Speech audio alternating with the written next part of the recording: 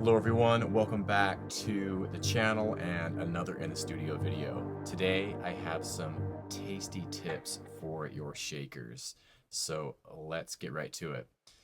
Here are the shakers we're going to be working with. Okay, so I'm going to take these off and here's what we're going to do. What tends to sound great on shakers is bit crushing. So this works really nicely on stereo shakers because it really brings out that stereo information. Um, this particular shaker does have some stereo width to it, but I'm accentuating it with this Ozone Imager plugin.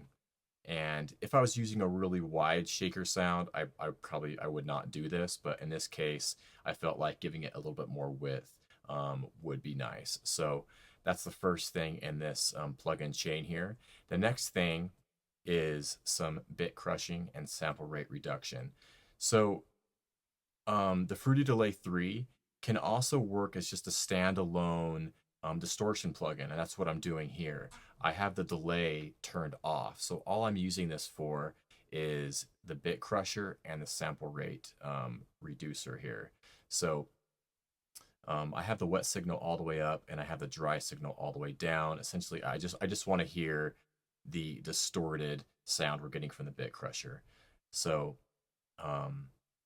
which is a great feature of this delay plugin that you can use it as a distortion plugin as well. So without that bit crushing and sample rate reduction, it sounds like this.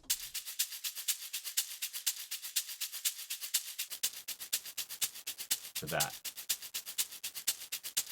So we get that really nice crunchy sound with those shakers. I think that sounds really cool. And it's just much more interesting and gritty and dirty. Again,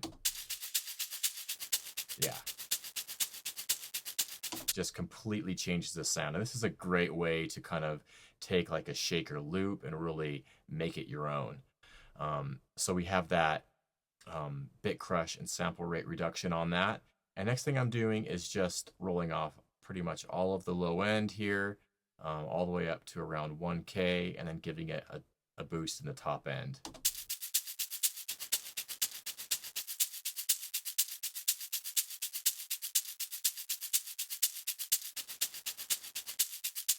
Just so we have those nice crunchy tops. All right, and then I just added a little bit of sidechain on that. Not a big deal. Okay. So that's the first major tip there. Try some bit crushing on your shakers. It sounds great most of the time. And then I wanted to show you how you can take this a step further. So what I could do here, if I wanted to accentuate the stereo width on these even more, is this is one example. There's multiple things you could do, but I'm going to clone this. I'm going to make a copy of that. And I'm just going to rename this shaker. Let's go shaker copy. It's fine. And then I'm going to pull that copy in. Okay. I'm going to leave it on the same mixer insert track because I want that same processing here. But what I can do is, let's just mute this one just for a second. You can see that our shaker is kind of leaning over to the left. So what I'm going to do here is, firstly, I will take this copy and I'm going to swap the stereo. I'm going to swap the left and the right channels. So let's actually mute our original just for a second. So now we have that copy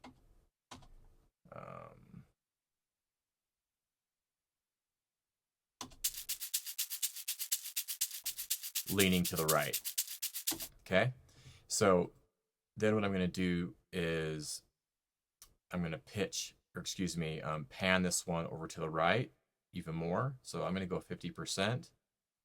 And then I'm going to go back to our original shaker and I'm going to pan this one over to the left around 50%. And then to accentuate the width even more, what I'll do is take our copy And I'm going to pitch this one. So I'm going to go stretch here, and I'm going to try, let's try 3 semitones. You can experiment with pitching it up or down a few semitones. Let's try 3. That sounds good.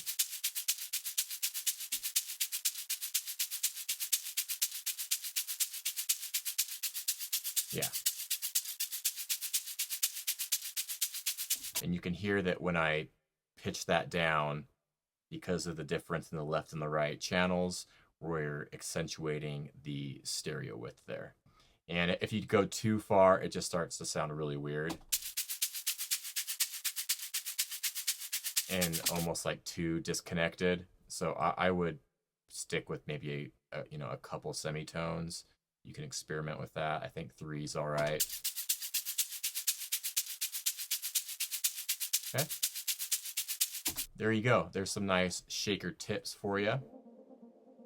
Hopefully you enjoyed that. All right. Take care, everyone. We'll see you later.